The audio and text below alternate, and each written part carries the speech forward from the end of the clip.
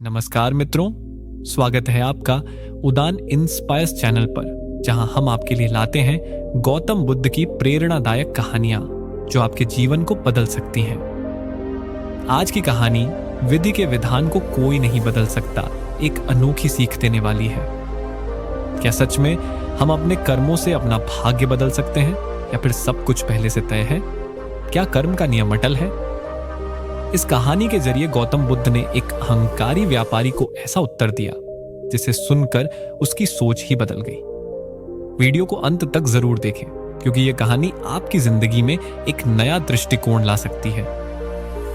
अगर आपको भगवान बुद्ध की शिक्षाएं प्रेरित करती हैं, तो इस वीडियो को लाइक करें और कमेंट में बुद्धम शरणम गच्छामि लिखें, ताकि हम जान सकें कि आप भी इस ज्ञान की रोशनी से जुड़े हैं। और हाँ, हमारे चैनल उड़ान इंस्पायर्स को सब्सक्राइब करना ना भूलें, ताकि आपको ऐसी और भी अद्भुत प्रेरणादायक कहानियां मिलती रहें। चलिए अब बिना समय गंवाए शुरू करते हैं आज की ज्ञानवर्धक कथा। बहुत समय पहले की बात है। भगवान गौतम बुद्ध अपने शिष्यों के साथ एक गांव में पहुंचे। उनके आगमन की खबर पूरे गांव में फैल गई। गांव के लोग उनकी वाणी सुनने के लिए एकत्रित हुए। उसी गांव में एक अमीर व्यापारी रहता था जो बुद्ध धर्म और उनके उपदेशों पर विश्वास नहीं करता था। वह हमेशा सोचता था कि मनुष्य अपनी किस्मत खुद बनाता है, कर्म फल जैसी कोई चीज नहीं होती।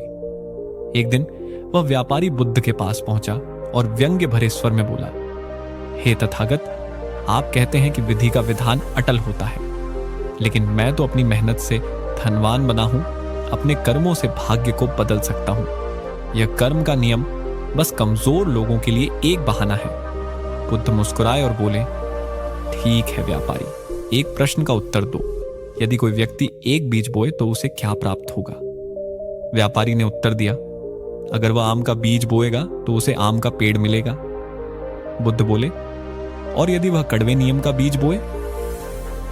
व्यापारी ने कहा, तो निश्चित ही उसे नियम का पेड़ मिलेगा। बुद्ध बोले, यही तो कर्म का नियम है, जो जैसा कर्म करता है उसे वैसा ही फल मिलता है। तुम्हारे पूर्व जन्मों के पुण्य तुम्हें धनवान बना सकते हैं, लेकिन यदि तुम अहंकार और अधर्म के मार्ग पर चलोगे तो अगले जन्म में तुम्हें कष्ट झेलने होंगे। लेकिन व्यापारी अभी भी संतुष्ट नहीं था। उसने कहा, मैं इसे एक संयोग मानता हूं। यदि कर्म का नियम अटल होता तो हर बुरा व्यक्ति दंडित होता और हर अच्छा व्यक्ति सुखी रहता, लेकिन ऐसा नहीं होता। बुद्ध ने मुस्कुराते हुए कहा, इसका उत्तर मैं तुम्हें एक उदाहरण से दूंगा। उन्होंने अपने शिष्यों को एक मिट्टी का कटोरा और एक लोहे का गोला लाने को कहा। जब दोनों वस्तुएं लाई गईं, तो बुद्ध ने उन्हें पास की नदी में फेंक दिया। कटोरा कुछ देर पानी में तैरता रहा और फिर डूब गया, लेकिन लोहे का गोला तुरंत ही पानी के तल में चला गया। बुद्ध ने व्यापारी से पूछा, क्या तुमने देखा? व्यापारी बोला, हाँ, लेकिन इसका कर्म के नियम से क्या संबंध है? बुद्ध ने समझाया, कभी कभी किसी व्यक्ति के बुरे कर्म तुरंत फल देते हैं, जैसे लोहे का गोला जो तुरंत डूब गया।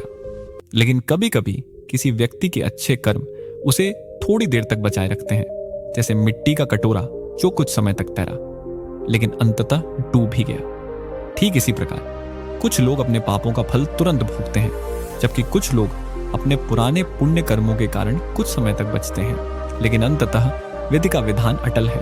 हर किसी को अपने कर्मों का फल भोगना ही पड़ता है। व्यापारी को अब समझ आ गया कि कर्म का नियम टल नहीं सकता। उसने बुद्ध के चरणों में गिरकर कहा, हे भगवान, मैं अपने अहंकार में अंधा था। आपने मुझे सत्य का मार्ग दिखाया। आज से मैं अपने कर्मों का विशेष ध्यान रखूंगा और धर्म के मार्ग पर चलूंगा। बुद्ध ने आशीर्वाद देते हुए कहा, याद रखो, कर्मों का नियम अपरिवर्तनीय है। जैसा करोगे वैसा ही पाओगे। यही विधि का विधान है जिसे कोई बदल नहीं सकता। उस दिन से व्यापारी ने अपनी जीवन शैली बदल दी और सच्चे धर्म के मार्ग पर चल पड़ा। गांव के अन्य लोग भी इस कथा से प्रेरित हुए और बुद्ध के उपदेशों का पालन करने लगे। यह कहानी हमें सिखाती है कि हम अपने कर्मों से भाग्य को बदल सकते हैं, लेकिन केवल अच्छे कर्मों से। विधि का विधान अटल है। हर व्यक्ति को अपने कर्मों का फल अवश्य भोगना पड़ता है। इसलिए हमेशा सत्कर्म करें और जीवन में सच्चे धर्म का पालन